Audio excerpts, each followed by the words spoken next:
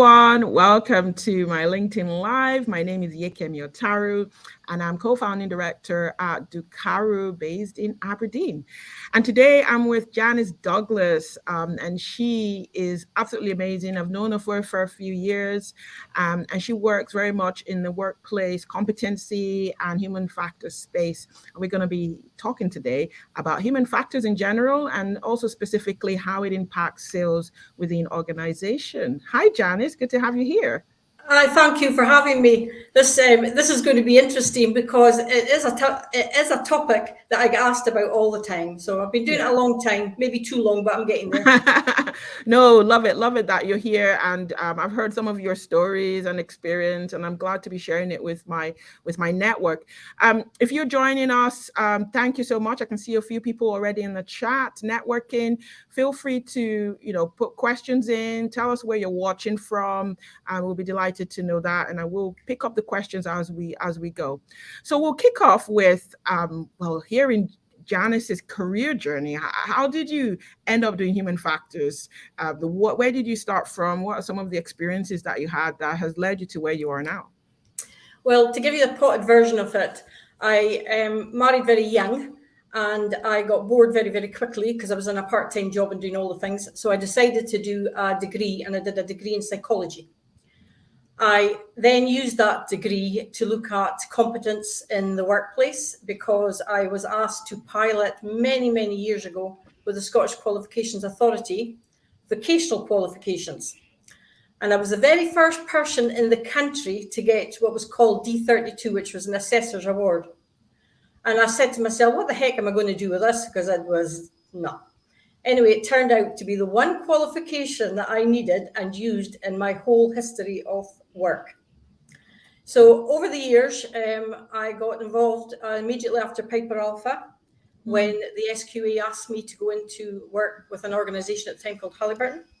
And I went in there to work with their health and safety people.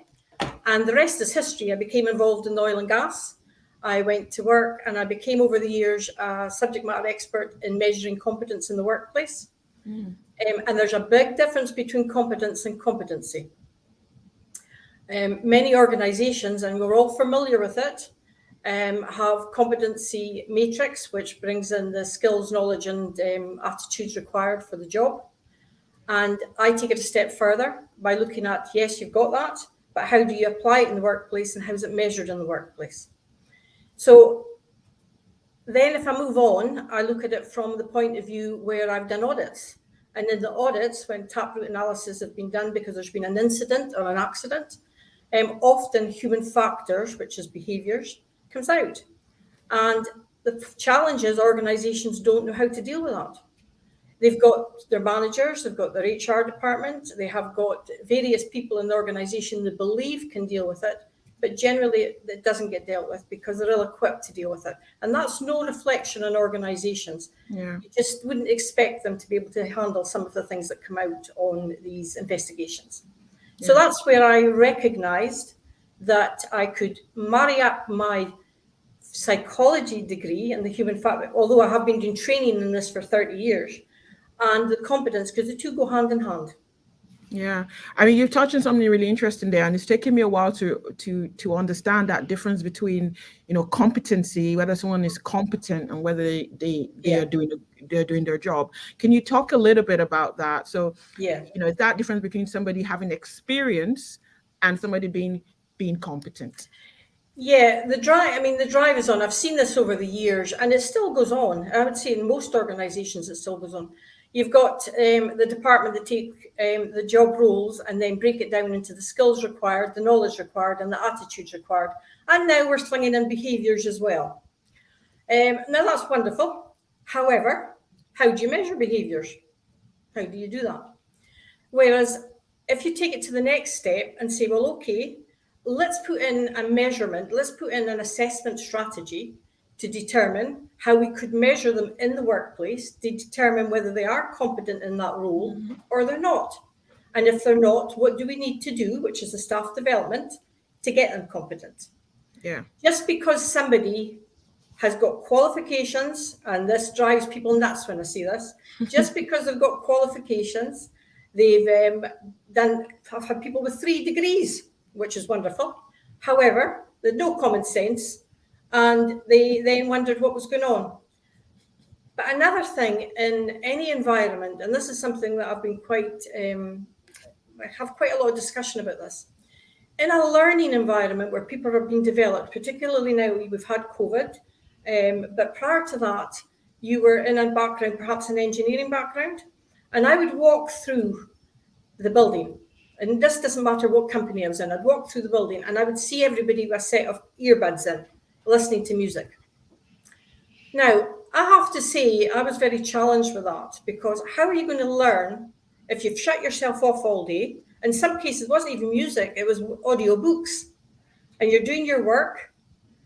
You've got people experience beside you. You're not picking up on that experience. You're not involved in conversations.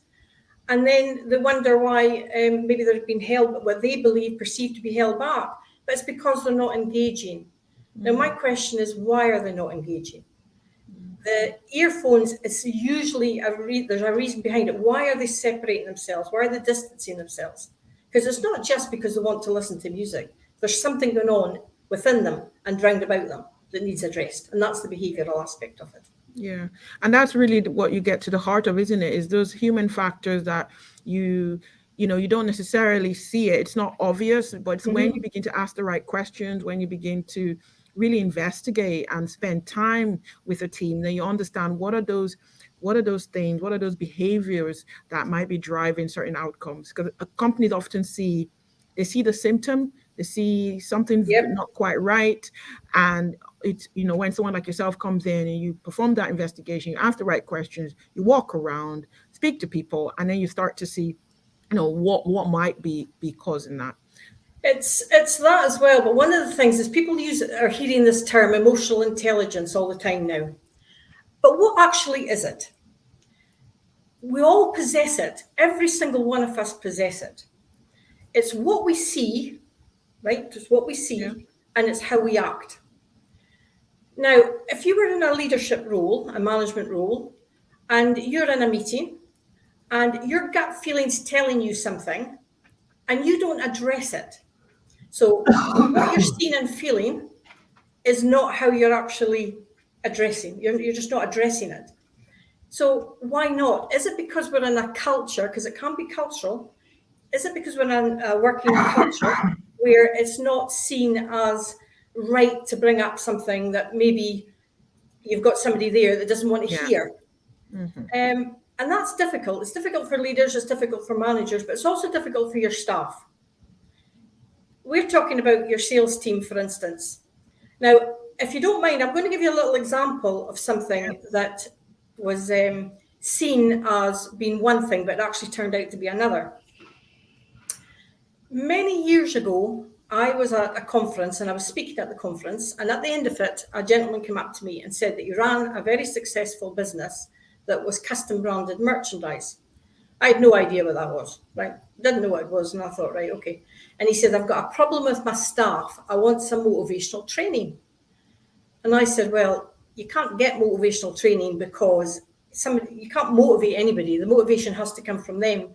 But in my opinion, there's something else going on. I'm happy to come to your work. I'm happy to walk the job. I'm happy to talk to people. And he agreed. Well, I got the shock of my life, because the custom branded merchandise, if you take within an environment, a sales environment, you've got the sales, you've got the production, you've got logistics, you've got finance, and at the back of it, you have a product going out the door on time to meet customer requirements and to meet the quality requirements as well. When I walked the job, the first thing I got from the machinists was the job always gets stopped because another one's come along that's more important or worth more money. So that gets stopped. The logistics side was that the stuff wasn't coming out quick enough, or if it was, they were having to get boxes, they were having to get it all packed up, they were doing things too quickly, there was forklifts flying about all over the place, and of course at the end there was a crash because they were trying to get the stuff out because there's a big lorry waiting. But it wasn't just a crash, there was an injury attached to it as well. This was on one day in the organisation that I was in. I don't know whether I was a kiss of death when I went in. I don't know, but there's some would probably say I was. But when I went back and I had done my analysis, and I went back to the person that asked me in, who happened to be one of the directors, and I asked if his brother could be there, who was the sales director. So in came the pair of them, expecting me to say, oh, I was going to design this and I was going to do that and whatnot. I said, well, actually, lads, you two are the problem. And I'll tell you why. So to be fair to them, they took it on the chin. And I was then went to work there to look at the systems and procedures for a while. But what needed to change was they needed to talk to one another. Yeah, communication. And I set up a meeting between each of the departments' heads. And to say that was probably the most difficult facilitated meeting I've ever done in my life would be an understatement. But we did it, and it worked. And it worked to such an extent that probably the sales director was the least happy person in the building, but he recognized that his behaviors had an impact on everything else. Yeah. So the knock-on went right down to pleasing, and I'll use this as an example, pleasing Chanel, but not pleasing Budweiser. Budweiser might have had 50,000 things needing branded. Chanel might have only had 5,000, but there was more money involved. There was more money coming from Chanel than there was from Budweiser. Yeah. So kind of taking those accounts and kind of giving preferences. Correct. Kind of, okay. But there was accidents happening. There was unhappy customers, but more importantly, there actually was very unhappy staff because the staff were getting the blame. The production team was getting the blame. The logistic team was getting the blame. The forklift drivers were getting the blame. But in actual fact, it was a knock-on effect. Yeah. So that probably was about 25 years ago, but it was a valuable lesson for me because that it doesn't matter what business you're in, whether it's sales, manufacturing, inspection, drilling, you're offshore, it doesn't matter. Behaviors are the same in any environment because people behave the same way. They do. The human factors. Do you know something? There's some industries pay people on a bonus. So the more work you do, the more bonus you're paid. Now, there is some people I'm not particularly a lover of that, but it's nothing to do with me. If that's what a business wants to do, that's what they want to do. But what they don't take into account is people's behavior. Because you might have had bad news the night before, you might be starving, you might be just a bit narky, you might have fallen out with a member of your team, and you become a bit slower in your output. But if you're tagged to a team, the resentment in that team because you're slow is it's palpable. It happens. Yeah. But if I was going back to what I believe in any organization, it needs to start with the leadership team, regardless of what industry you're in. Because you might be a leader and you might have a specialist area in engineering, you might have a specialist area in sales, you might have a specialist area in HR, whatever. But if you don't actually talk to one another and understand that the policies and procedures that you're coming up with has an impact further down the line. And yes, we'll have people say we've done employee engagement, we've done that. No, you may well have done it, but you'll have got the same people that, as they always do, the people that volunteer. I actually wouldn't be looking at volunteers. I'd be looking at press gang, but that's just a personal thing. I know would add value. Yeah. There's a difference. Just because somebody's there, do they add value? Yeah. We don't know. Yeah. It's a really good point, Janice. I wonder if we just kind of pause for a bit. So I know some people couldn't see us. I think they could hear us, but they couldn't see us. But if you're listening and you can't see us, please refresh the page. I think maybe something's going on with LinkedIn. Refresh the page so that you can see us. Just welcome again if you are watching now, and if you're watching later. I can see people. I can see Ben, Sam, Karen. Thanks so much for joining. Michael, thanks so much for joining. If you've got any questions for myself or Janice, please feel free to put that up. Just write a comment and I will see it and I'll be able to tackle that. We're talking about human factors. I'm here with Janice Douglas. who is an expert in workplace competence, and we have been talking about workplace and the human factors.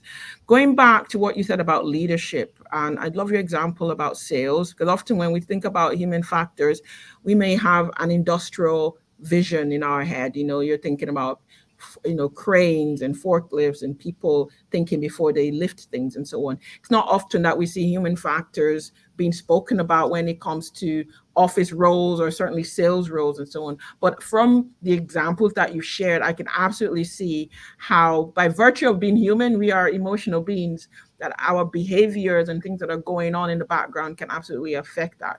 Can you talk a little bit more specifically about how it can affect, say, a sales manager or a sales executive coming into the office, maybe usually a high performer, but suddenly not performing? What are some of the considerations around human factors that you would be looking at? Well, the first thing, to be honest, the first thing I'd be doing is sitting down with that person, but not in a way where you're looking at the performance in particular. Mm, What you want the person to do, and this is where the emotional intelligence side of it comes out, you want the person to tell you what the problem is. I mean, the worst thing to do is start spearing, what I call spearing them. We notice that there's been a difference in your sales, you're not meeting your targets. You really need to be looking at doing better, or something we can do to help you. That's that's not the right conversation to have. okay. It's not. That's where, this is partly why I set up my business. This is where coaching comes in, where if you're dealing with that type of scenario and that very scenario, there's various techniques you can use. Me, I'd be looking at saying, I feel that there has been a change in your performance and it's quite noticeable. One of the things I want to do is have a chat with you, because I think there's probably something that we need to find out if there's any way we can help you, because there is a noticeable difference, and it's not you. And you're having a cup of coffee, you're having an informal chat with them, but at no point are you blaming. You're not pointing the finger. Too many managers, too many leaders will come in and say, sit down, we need to have a chat. Well, I know that as soon as somebody says that to me, my defense mechanism goes up. Yeah. Yeah. Now, yes, you can say, sit down, have a chat. And you can say, I feel there's been a change in the way you're performing. Let's have a chat about that. But make it about them chatting to you rather than you talking to them. Yeah. But that's a whole different technique. But it's a technique that can be learned. It's not difficult. It isn't. I bring in a thing called transactional analysis. Now, I'll tell you what that is. People normally behave in two modes, which is parental mode or child mode. So if somebody's pointing the finger, they're in parental mode. If somebody's got the waterworks out, and I have to be honest, women, and I'm men because I've seen it the other way as well, tend to be emotional. If they're emotional, the waterworks will come out. So that tends to be child mode more than anything. However, what you need to do is get them into adult mode. And there's techniques to do that. So if I was dealing with, say, somebody that was a bit upset about something, the natural thing to do is want to nurture or say, oh, I'll get you a cup of tea, or I'll get you a tissue or something. No, what you want to do is go, I'll leave the tissues with you. I'm going to give you 5 minutes to compose yourself, and then we'll come in and have a wee chat. And that's how because generally that's all that person wants, is just to be able to compose themselves so they can have that chat. They don't want you to see them emotional. And we've all been there. I'm not any different than anyone else. But it's a technique. It's little techniques that you learn. Equally, where you have a leadership team, and that can be within your sales environment, that's so driven to targets that they actually forget that, you know what, there's some people, and then there is some people in this world, that they are not well placed on target driven. Second you put a target on them, you put a barrier up. If you identify that they are natural at what they're doing, let them do it. Don't tag a target, because the second you put a target and that person fails on that target, you've immediately said, you know what, I'm not good. I don't know why I'm even trying. I should look for another job. And I've seen that. And by the way, I once was in a call centre, and it used to ring bells when folk met their target. And then I was asked to go in and look at why they were going through the Ring stuff. bells, really? Bells, oh, aye. I was asked to go in and look at why they were going through the turnover of staff. So I walked into this, and by the way, I won't tell you the company, obviously, but at the time, 20 years ago, it was when tickets for trains were bought over online, and it was call centres. And whenever somebody met their target, because they had targets, by the way, this bell went off, and all you got all day was this damn bell going off. And I thought, I'm cracking up here. And I was only in for the day. So when I got into the tea room, because that's where I got all my information, is you go to the tea room and the staff there tell you everything, the clap, they sing like canaries. And it's great because it tells me really what's going on. And one of the things that was going on was the fact that those that were getting the bell rung for them, there was a resentment starting within the team. Because the others were working as hard, but they maybe just didn't have that silver tongue, shall we say, because they didn't have the skills to do that. And yet the ones that were getting the bell rung and getting the claps and round of applauses, and they were seriously hacking off everybody else. Yeah. The organisation had to take a step back and look at where they believed that they were giving an incentive had the total opposite effect. So they changed what they were doing, and it would change for the better. Because I can only ever recommend, I can't make somebody do it, but I walk the job. I go in and I watch what's going on in the organisation. And they will tell you what's going on. Your staff will tell you. Yeah. But if you as leaders don't listen or adapt to that, then no, you're going to get what you've always got. Yeah. No, you've said probably 2 or 3 things there that I really want to reiterate. It's a big learning for me, and I think there might be people listening now and later. So love the technique around the crying, because long story, but I do get uncomfortable when people start crying around me. It's just from my upbringing. Tears. You feel like, what did I cause it? And absolutely what you said. Oh, do I get the tissues? And sometimes it can feel a little bit like manipulation as well, because if you were having quite a tough conversation and the tears come, you do feel like, oh, maybe I should go softer, or maybe, you maybe don't even want to have the conversation anymore because you just think, oh, I'm hurting their feelings type thing. So I love that technique, what you said about, just giving them a moment, and stepping out of the room 5 minutes and coming back, and that adult child kind of analogy really helps, right? So I appreciate that, and just reiterating it to everyone that's listening. The other thing that you were speaking about, about targets and so on, I think it also comes back to leaders really understanding each member of their team, getting to know each member of their team, because there is a tendency to assume, for instance, that all salespeople are motivated by money, for instance, and they're motivated. And there are people who are the opposite of what you described, where those targets actually excite them and they're highly motivated by that. But there are other people who are not motivated by that. It does the opposite for them. And believe it or not, most salespeople are actually motivated more by recognition and feeling that they're adding value, and not material things, which is what we tend to assume, that if you're in sales, you're motivated by material things. But I think at the core of what you were saying, Janice, and it'd be good to hear more from you about this, is this idea of trust. Because I think companies that focus on targets, it's the idea that if I don't put a target and I don't attach some kind of reward or punishment info to targets, that people are not going to do what I want them to do. So how do you tackle a situation where it's actually coming from a place of distrust? Like, how else am I going to get people to hit our goal if I don't put the target on their back? Right. This goes back to something that I introduced about probably 25 years ago in an organisation, and it's getting quite the flavour of the month now, although I must have been way ahead of my time 25 years ago when I hopped everybody off with this, but it worked, which was I did performance reviews. Now, the reason I'm saying this is I worked with a team of trainers at the time, and I had one particular trainer, the very fact that she was doing some of the training that she was going to be doing always had a headache. So I used to see her with 2 anodins, and I said, what's that for? And she would say, well, oh, this training I just don't like it. So I take the tablets now before I start. I thought, oh, right, okay, I'm listening.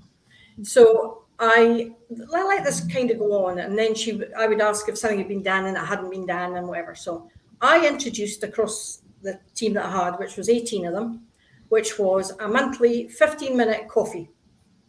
And that monthly 15-minute coffee, we looked at what they had agreed to do and whether it was manageable, because I didn't say it was manageable. I wanted them to tell me it was manageable. Yeah. And then next week, we looked at it. Did they achieve it? Did they not? And if not, why not? Because it was them that had determined it was manageable. And once we got over the first couple of weeks, it became the norm, and it was worked very effectively. Because that person knew that they had said they were going to do something. I didn't say to them, you're going to do this. They themselves said they were going to do it. And to me, that is probably one of, I think it's very underrated in organizations, because you get your annual appraisals and all the rest of it, which don't get me started on that. But I think performance review is much more effective. And it's ongoing. Now, people think, oh, well, if you've got a staff of 100 or 200, well, obviously you're not going to be doing the performance reviews of 200 people. That's what you have, is you do it with your key reports. And your key report only if they feel it's necessary, because if you're working with a large team and perhaps they're out in a sales team or they're offshore, that would be unrealistic. Yeah. But where it is realistic, you do it. But I'm going to come back to something as well that I'd mentioned at the beginning when I said, often it's only when something's wrong or something's happened and we go through an investigation process. And it doesn't matter whether it's an accident or an incident, or it could be a loss of contract. We'll use that as an example. Somebody believed they'd got a contract and it was worth millions, and all of a sudden they haven't got it. And they look at doing an investigation. And that investigation determined, and we'll use the contract as an example because people are quite familiar with that. Yeah. So companies put a huge amount of work into bidding for a piece of work. And they know that if they get that work and they've worked for the company before, it's great because they know the company, but they don't get it. And they look at, in some cases, why they didn't get it. So they go to the organization and they say, you didn't get it on cost, or you didn't get it on that, whatever. Yeah. What they don't look at is a bit further down. They don't scrape beneath the surface. The people who were involved in that, were they the best people to be involved in that? Is it because they've always done it that they got involved? The person that had to go and do the pitch, were they the right person to do the pitch? Just because they've got a title, just because that's their title, does that make them the right person to do it? Now, I know in organizations, you've got people that are absolutely brilliant standing up in front of somebody. Absolutely brilliant. They're natural at it. To me, you would be developing them to go and work with you in your sales pitch, just because you would have your sales director or whatever there. But that doesn't make them the right person or her the right person to be doing that. But the human factor side of it is often ignored. And it's ignored because people don't know how to deal with it. So how do you find out what somebody's motivators are? Yeah. How do you find that? How do you find out when somebody switches off? What makes them switch off? How do you? I will say something that's a bit, I brought this up today with somebody. Many years ago, I had somebody that worked offshore. And they had a ponytail. It was a man, and he wore a ponytail. And he actually held his hair back and he put it under his hard hat. Not an issue with the long hair. He kept it under control. There was not an issue. But what he didn't tell anybody, he would have said if it was just when they come out the earbuds. Yeah. He just set earbuds so you could listen to music. Could you imagine the safety implications of, he thought he was getting away with something. He actually said to me, it's like getting one up on management. I was horrified. I just sat it down. But he believed that. And that was the sad thing. He did not recognize that he was not only putting himself at risk, he was putting everybody else at risk.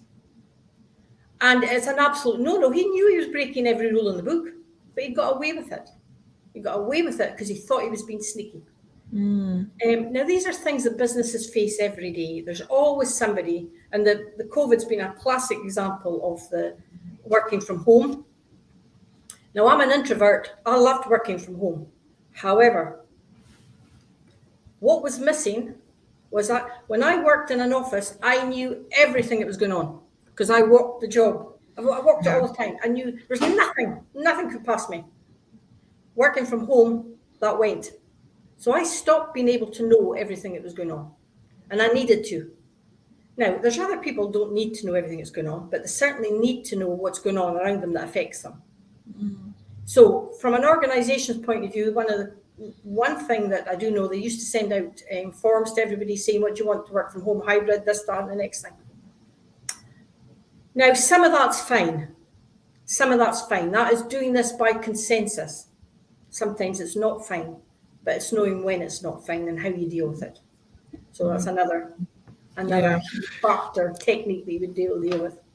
Yeah, I mean it's really interesting, this COVID and the hybrid working, and as you said, some people have really thrived working from home. I know I have friends and family that really prefer actually working from home, especially if you're introverted, um, or you do a lot of deep work, right? And you want to be able to concentrate. You don't want people coming to your desk and asking you questions all day. You want to be able to focus, and I think we get that. But I've certainly noticed this communication piece, which has become, I think, just 10 times more difficult. And around the human factors piece, I mean, for instance, occasionally we'll have a member of staff, I'll give an example of the car, we'll have a member of staff who isn't feeling well. And if they're working from home, they get on a call, like there's a team meeting, you might not really be able to tell unless they say, I'm feeling a little bit off. They might not be able to tell. It might be that they're not delivering as quickly as they normally do, or they're not really being themselves. But because it's virtual, you don't really know. And you're just thinking, well, why, I told her to do it yesterday, it's not done, or. But then if you're in the office, you can just see them and know, oh, are you okay? You feeling all right? And there's this banter that goes around, and you can actually get a sense of how somebody actually is. And then okay, they're not feeling well, so that obviously you don't need to deliver that today. You can do that next week, or maybe you need to take the rest of the day off. There's just certain things that people don't volunteer the information because they think they're expected to keep working and keep doing what they're doing even when they're not in the best place. And I think as leaders, I hear like what you're calling us to do is to try harder to really understand who is in our team, understand them, and when they're not being themselves, we can ask the right questions and we can offer support and not point blame, because a lot of people worry about being blamed and about failing. Is that what you're seeing, Janice? It is, and plus the fact we naturally have a culture where we do keep things to ourselves. There's if you've got to my age and still in the business, you choose to say what you want to say. We have a younger generation that's much more upfront, and if they're not happy, the whole world knows they're not happy. Now, sometimes there's nothing wrong with that. Other times you just say you need to kind of button it a wee bit because you're at your work, and I don't want to know what you did on Friday night and what happened and whatnot. But that's human nature, and that's fine. But there's also those that don't want to know. We have got so many courses that people get sent on in a business. It used to have, my hair would be vertical at times, and I would go, what nonsense is this? Because it's one size does not fit all. But we have to give it to everybody anyway. Right. People are different. Trust your people. If somebody says that's not appropriate for them, trust them. There was something on mental health, because mental health is going on at the moment. Yeah. And it's a serious subject. But there's also people in departments, and I won't mention the departments, that think, oh, well, we tick a box and we'll bring it up. Right? No, that's not how you deal with it. But they believe that's how they deal with it. And that's the sad thing, because people with real mental health problems, that has to be handled very sensitively, very sensitively. Not just somebody saying, oh, we've got a procedure for dealing with that in the organisation. It's not about procedures. It is about understanding it happens. There's no question about that. But it's about avenues. Citizens Advice that I did work for a long time is a thing called the listening ear. And I got that job because I dealt with mental health cases, because it required me to be very sensitive to the situation that they were in. Now, most people that are in a stressful situation have got some mental health issues, even if it's just real stress that's affecting them. And it's how you deal with that. And some people are very good at dealing with that, some people aren't. So why would you have somebody who's not good at dealing with it and ignoring somebody who would be good at dealing with it because they're not in the right position? So from an organisational point of view, I just wish they would talk a more joined up, take a much more holistic view of people within the business. Don't just come up with policies and procedures. Yeah, that's fine. But when you start cascading them down, what effect, going back to my example in this morning, earlier, where I said about working with different business units. We all work within silos. Businesses work within silos, and very rarely do the business units all get together and have a facilitated exercise to look at what's working, what's not working, and how do we fix it? Because they don't. And you'll have people on here that will go, oh yeah, we do that sometimes in our organization. Sometimes it's not enough. Yeah. It should be the norm. Yeah. Not when something goes wrong and we do an analysis. Yeah.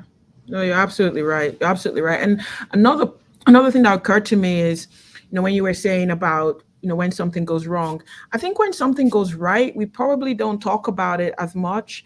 And that's why when you say to someone, oh, can we have a chat? Can we have a moment in my office? People always think it's something bad, right? Because when something good happens, we are not quick to congratulate, to recognize. It's only when something bad. It's almost as if when good things happen, it's like, well, we expected it to be good. We expected you to deliver that. So big deal. And it's only when something goes wrong, it's like, aha, got you there. See, you didn't do that the way we expected you to. So I think also as leaders is really making sure that we celebrate the wins and give people the benefit of the doubt when something does go wrong, and offer support and be willing to listen. Now, I'm mindful that we're kind of drawing to a close. Yep. A lot of people have been on different comments. I appreciate that. I think for me, one of the final things that would be good for you to share, Janice, is if we are currently talking to leaders, to business leaders right now, what is some of the advice that you're going to give them around developing their team and around the role of human factors and what the positive impact it could have within their business? The first thing I would do is develop them. There's absolutely no point in an organization saying, oh, this is what we're going to be doing, even buying my service in. No, it has to be at their level for them. If they understand it at the level they're in, just because they're a leader does not mean they don't need some help and support and development in that area. Everybody does, including myself. That's why I always have to keep up to date with what's going on. If they understand it, then it goes a long way to helping others understand it in the business. Organizations ignore, and this is the leaders themselves, they look at staff development for everybody. But you know what? Somebody says one size doesn't fit all. It doesn't. It does not fit them all. And it is recognizing that. Now, personally, that's what I would do. Leaders in the first place, I'd have them all around the room, all the leaders, I'd have all the department heads in the first place to look at how they actually engage with one another, because it wouldn't surprise me that they don't engage the way they should. Yeah, no, really good point. And thanks. There's comment in from Alice. I know it says LinkedIn, but Alice, thanks, Alice, so much. I hope you're enjoying Bogota. I think that's where you are. Thanks so much for joining. Great comment. I think one of the takeaways for me as a leader is really to be a good listener. And I think self-awareness is a really key part of that. Understanding how your behaviors affect others, and be willing to give people space to share how they're feeling. Like if you don't create that space, then you're not gonna really know what's happening. You see the symptom of it, something bubbling at the top, but you will never kind of get to the bottom of that.